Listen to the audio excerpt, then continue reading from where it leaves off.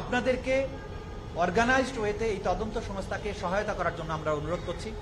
খুব সহসাই আমরা ছাত্র নেতাদেরকে বা সমন্বয়কদেরকে আমাদের এখানে আহ্বান জানাবো, তাদের সাথে বসে আমরা তাদের কাছে যে সমস্ত তথ্য প্রমাণ আছে এগুলো সংগ্রহের ব্যাপারে তারা কিভাবে আমাদের সহযোগিতা করবেন সেই বিষয়গুলো নির্ধারণের জন্য তাদেরকে আমরা এখানে আমন্ত্রণ জানাবো।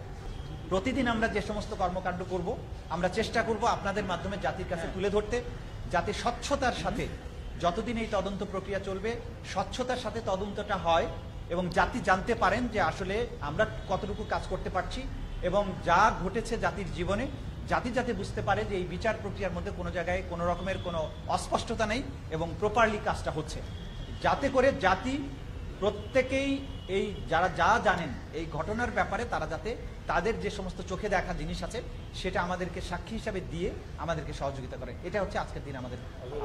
দেখেছি একটা বাবা তার ছেলেকে বাঁচাতে গিয়ে আহত হয়েছেন, তারা আহত হয়েছেন, তাদের জীবন সংশয়ের মধ্যে আছে, কিন্তু তাদের মধ্যে কোনো অতৃপ্তি নেই। তারা যেটা মনে করেছেন যে দেশের জন্য এটা হয়েছে তাতে আমাদের কোনো আফসোস নেই, তবে বাংলাদেশে যারা এত বড় অপরাধগুলো করেছে তাদের বিচার জন্য আমরা দেখে যেতে পারি।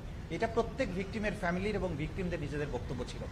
সুতরাং বিচারের ব্যাপারে তাদের এই ক্রাইং নিড আছে, তদন্ত সংস্থা এবং প্রসিকিউশন আমরা তাদের এই অনুভূতির প্রতি যথাযোগ্য সম্মান প্রদর্শন করবো ইনশাআল্লাহ। এই মুহূর্তে এই সময়সীমার ব্যাপারে ধারণা পাওয়াটা খুবই কঠিন, কারণ তদন্তের নামলে তখন এটার গ্র্যাভিটিটা আমরা টের পাবো। দেখুন 56,000 বর্গ মাইলের জুড়ে কিন্তু এই অপরাধটা হয়েছে এবং পুরো রাষ্ট্রযন্ত্র, পুরো প্রশাসন যন্ত্র এই অপরাধের সাথে অধিকাংশ ইনভলভ ছিলেন। সুতরাং এই তদন্তের সম্পন্ন করতে একটা রিজনেবল টাইম লাগবে। আমরা জানি না সেটা কতদিন, তবে সেই সময়টা যাতে খুব বেশি না হয় সেটা আমরা এনশিওর করার চেষ্টা করব। বিচারের সবকিছু এভিডেন্স তাজা থাকতেই আমরা তদন্ত শেষ করব এবং সেটা বিচার প্রক্রিয়ার মধ্যে নিয়ে আসবো। কিন্তু এক্স্যাক্টলি টাইমটা বলার জন্য এখনো বোধহয় সময়টা ম্যাচিউর হয়নি। আমাদেরকে আরো তদন্ত সংস্থায় লোক দরকার হবে, প্রসিকিউশনের লোক দরকার হবে। আমরা যখন ফুল সুইং মাঠে নামবো তখনই বুঝতে পারবো যে আর কতদিন সময় লাগবে। তবে প্রয়োজনের চেয়ে একদিন বেশিও নেওয়া হবে না এবং আমরা চেষ্টা করব দিন রাত্রি কাজ করতে। জাতির প্রতি এটা আমাদের অঙ্গীকার যে জাতির সন্তানেরা এত বড় স্বাধীনতা এবং মুক্তি এনে দিয়েছে, তাদের জন্য তদন্ত সংস্থা এবং প্রসিকিউশন যদি দিনরাত কাজ করে এই বিচারের কাজটা সঠিকভাবে করে দিতে পারে, আমরা মনে করব এই জাতির জন্য আমাদের এটা ক্ষুদ্র একটা অবদান হবে। সুতরাং টাইম টেবিলের ব্যাপারে আজকে কিছু বলতে পারছি না। পূর্ণ উদ্যমে তদন্ত শুরু হওয়ার পরে একটা ধারণা করা যাবে, তখন হয়তো আপনাদেরকে আমরা আপডেটেড করব।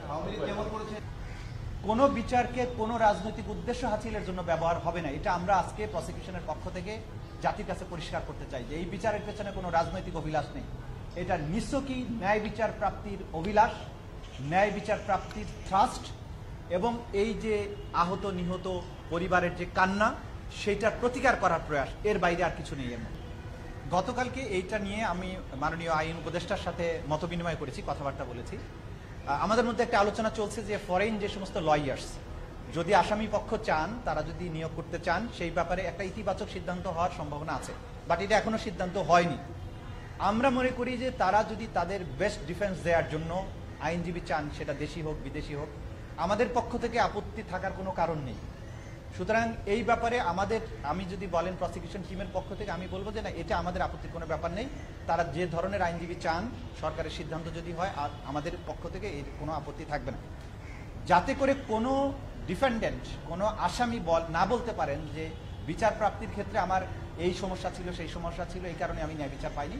এইটা যাতে বলতে না পারেন, এইটা কিন্তু সরকারও এই ব্যাপারে সচেতন আছেন, আমরা প্রসিকিউশন টিম হিসাবেও এই ব্যাপারে সচেতন আছি। আমরা মনে করি যে, আমি গতকালকেও বলেছি, বিচার শেষ হওয়ার পরে আসামি পক্ষ এবং বাদী পক্ষ দুই পক্ষই যেন বলে যে এখানে সুবিচার হয়েছে, কারো প্রতি কোনো অন্যায় করা হবে না, কিন্তু কোনো অপরাধের ছাড়ও কাউকে দেওয়া হবে না। এটা আমাদের স্পষ্ট মেসেজ। ন্যায় বিচার নিশ্চিত করার জন্য যা যা করা দরকার করা হবে।